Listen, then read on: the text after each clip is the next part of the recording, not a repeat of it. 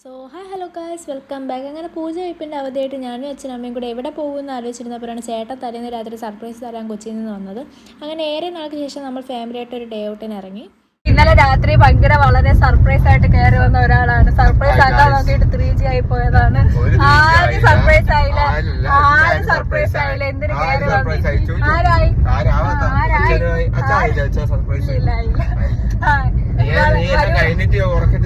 വരൂലെന്ന് പറഞ്ഞിട്ട് കയറി വന്ന് ഞാൻ വന്നു. പക്ഷെ ആരും മൈൻഡ് ചെയ്തില്ല.